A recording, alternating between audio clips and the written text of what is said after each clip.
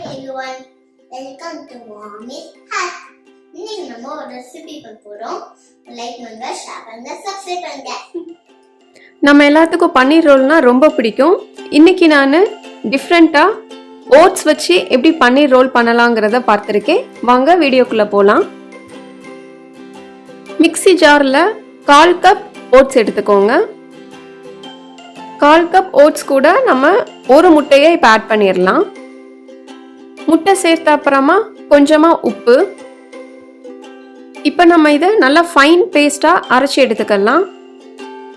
இந்த பேஸ்ட் கூட 1/4 கப் மட்டும் தண்ணி சேர்த்துக்கோங்க. எல்லாத்தையும் நல்லா மிக்ஸ் பண்ணிக்கலாம். இப்போ நம்ம ரேப் பண்ணுறதுக்கு பேஸ் ரெடி ஆயிடுச்சு. பேன் நல்லா சூடானதும் கொஞ்சமாக பட்டர் சேர்த்துக்கலாம். இதுக்கு நம்ம நான்ஸ்டிக் பேன் எடுத்துக்கலாம். இந்த மாதிரி நல்லா ஃப்ளோயிங் கன்சிஸ்டன்சியில் நமக்கு இருக்கணும். பாதி மாவு சேர்த்த அப்புறமா ஒரு சைட் குக் ஆகுற வரை வெயிட் பண்ணுங்க. ஒரு சைடு நமக்கு இப்போ குக் ஆயிடுச்சு. இப்போ இன்னொரு சைடும் குக் பண்ணிடலாம். ஓட்ஸ் அப்படிங்கிறனால நம்ம ரொம்ப நேரம் குக் பண்ணணும்னு தேவையில்லை. இன்னொரு சைடும் குக் ஆயிடுச்சு. இப்போ எடுத்துடலாம். மிச்சமுள்ள மாவையும் வச்சு நம்ம இன்னொரு பேஸ் ரெடி பண்ணிடலாம்.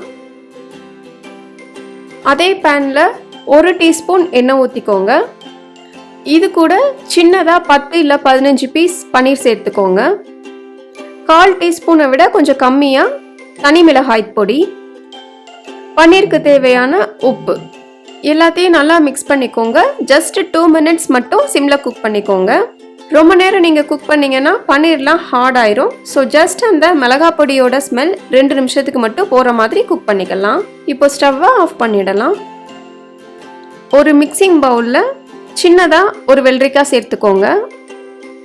1/2 ஆனியனை இந்த மாதிரி தின்னா ஸ்லைஸ் பண்ணிக்கோங்க. 1/2 டொமேட்டோவை இந்த மாதிரி ஷேப்க்கு கட் பண்ணி சேர்த்துக்கோங்க. இப்போது ஃப்ரை பண்ணி எடுத்த பன்னீர் பீசஸையும் இதில் சேர்த்துக்கோங்க. 1 டேபிள் ஸ்பூன் நல்லா கட்டியான தயிர், தேவையான அளவு பெப்பர் சேர்த்துக்கலாம், தேவையான அளவு உப்பு, 1/2 டேபிள் ஸ்பூன் எலுமிச்சப்பழத்தோட சாறை நம்ம சேர்த்துக்கலாம். இது எல்லாத்தையும் நல்லா மிக்ஸ் பண்ணிக்கலாம்.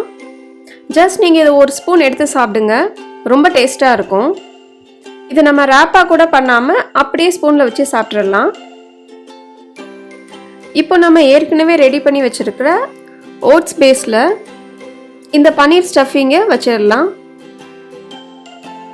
நம்ம சப்பாத்தி ரோல் பண்ணுற மாதிரியே இதையும் ரோல் பண்ணிடலாம். கடைகளில் இப்போ நமக்குலாம் ரோல் பேன் பண்ணியிருக்காங்க. ஸோ உங்களுக்கு ரோல் சாப்பிடணும்னு டெம்ட் ஆச்சுன்னா இந்த மாதிரி ஓட்ஸ் வச்சு ஹெல்த்தியான வெர்ஷனில் சாப்பிடுங்க. ரொம்ப சூப்பராக இருக்கும். ஈஸியாக செய்யக்கூடிய ரொம்பவும் டேஸ்டான டிஃப்ரெண்ட்டான ஓட்ஸ் ரேப் நமக்கு ரெடி ஆயிடுச்சு. உங்களுக்கு இந்த ரெசிபி ரொம்ப பிடிச்சிருந்ததுன்னா மறக்காம மாமிஸ் ஹேக்கு லைக் பண்ணுங்க, ஷேர் பண்ணுங்க, சப்ஸ்கிரைப் பண்ணுங்க.